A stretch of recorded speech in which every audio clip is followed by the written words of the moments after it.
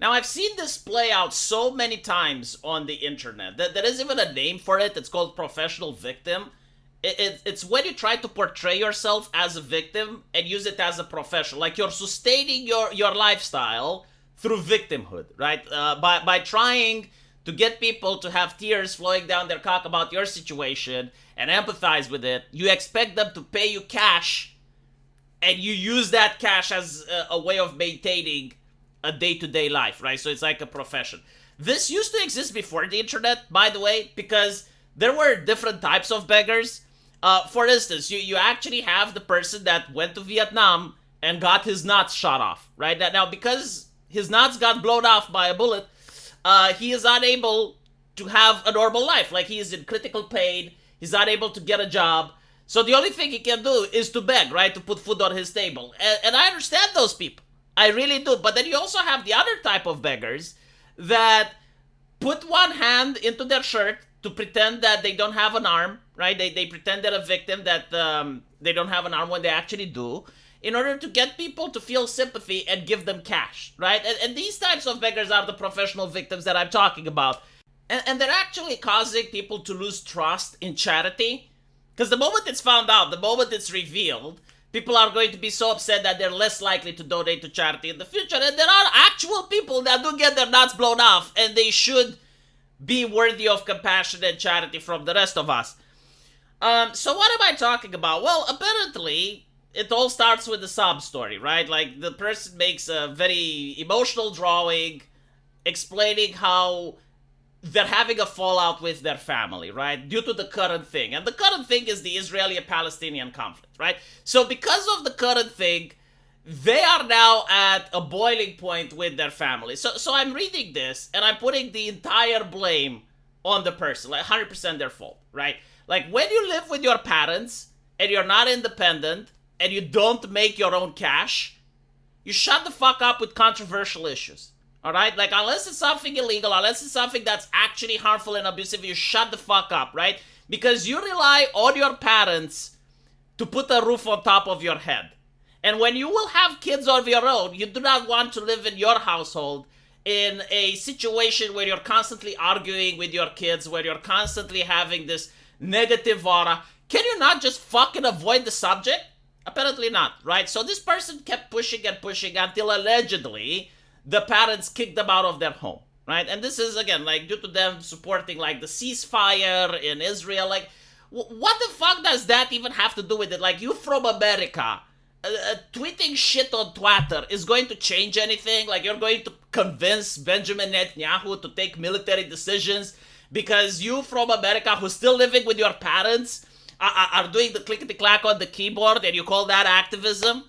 But anyway, right, so allegedly, and if this actually happened, because it's on the fucking internet, I don't believe just because things appear on my screen that they actually took place somewhere in the world. So they're basically stating that, okay, well, they got kicked out from their house, and now they're penniless, but like, hey, here's a PayPal, here's a BitWallet, here's like some other stuff that people can use in order to donate so that they can put a roof on top of their head. Now, the thing is that people did donate, but what's funny about donating and charity is that if you're selling a sob story to the internet, if you want the internet to know just in how much pain and anguish you are, well, people actually do get emotionally involved. And once people do get emotionally involved, they want to see what actually happened with their money. Like, did you manage to fix your situation? You know, people actually expect a comeback story. They expect a happy ending to this. But unfortunately, what they ended up finding out is that this person got a hotel room that costs $7,000 a month. And people were bewildered, right? Because this is not like some Venezuelan that jumped over the American border to deserve such luxury. Like, who do they think they are? Like, you're an American citizen. You do not deserve something like this. Why couldn't you just get a normal place, you know, like rent something that's affordable? And this is what people were saying on the internet. Now, of course, on the internet, especially in cases like this, people will always assume the worst. So they will assume that the person may not even have had problems with their family to begin with. They assume that they're a grifter. The thing is, at this point, the person can't prove either or. I mean, again, now the blame isn't on the person. Now the blame is on the people giving money. Why did you give cash to a complete stranger over a sob story when you didn't even speak with the person? Like, if you don't actually have a normal interaction, you don't talk, you don't discuss with the person, you don't know who they are, and you just give money, then you should already assume that the person might just take the money and leave. So if you gave more than you initially wanted, like instead of like giving, I don't know, like a $10 or 20, you gave like 200, well, congratulations. Now this person managed to sell better buyer remorse than even I am capable of. So you have like all these people now creating this huge controversy around this individual.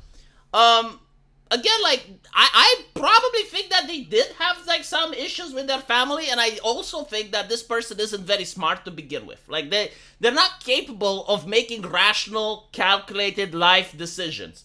So it is actually possible that this individual even got, like, $10,000 in donations, and they believe that this is sustainable. Like, they believe that just like they managed to get $10,000 this month, they will make $10,000 next month. So basically they're thinking, okay, well, I'll just get a hotel room for $7,000 and next month I'll pay another. $7,000 hotel room, by the way, isn't that expensive. I mean, it's like $200, I think, or something like that. Still, if you're in a desperate situation where you're homeless and you got kicked out of your house, the thing that you need to do is to find the cheapest place imaginable. Hell, even an RV at this point would have worked. Like anything that has a roof over your head. And then you start applying for a job. Then you start figuring out like how you're going to make money so that you turn this thing into something sustainable so that the next month you have a roof over your head. So the possibility is that maybe the person did get in trouble with their family, but they're expecting that they will patch it up, right? So it's just a phase. Like maybe they're expecting the parents to be like, oh my goodness, we kicked out our little child. We kicked them out over controversial opinion on the internet. What have we done? You know, we're going to take them back now. We're going to beg them to come back. Maybe it's something like that. Maybe it's like an arrogance trip to show mommy and dad, hey, you know, even without you, I still have a community to fall back on. But it's not sustainable. Like, you're not going to be able to keep getting these donations month after month in order to be able to live at these hotel rooms. And by the way, I do think they went to a hotel room because from the description, the vibe I get is that this is a person from a wealthy family. So they want to maintain the same lifestyle. They're not going to sleep in an RV like the plebs or in a trailer or something like that. It's like, no, they want to maintain the lifestyle that they're accustomed with. So this is why they went to the hotel room. Again, this is my assumption. Like, you don't know anything about this individual, which is baffling why people would donate ridiculous sums of money. Like, I get it, you know, you donate the $5, you donate 10, and you're thinking, well, you know, if 1,000 other people do what I do, then this person is going to be fine. Like, that's understandable. But when you go out of your way and you give, like, here's 500 grand, here's 1G, it's like, dude, like, even I can't sell this level of buyer's remorse. And speaking of which, there is a pinned comment that will take you all the way to my Patreon or my Subscribe Star. And yeah, you get buyer's remorse. Not as much as that misbegotten son or daughter or son to that whatever is able to offer. But still, I'm struggling to give the best buyer's remorse that I can. So hopefully I'll see you guys in the comment section and take care.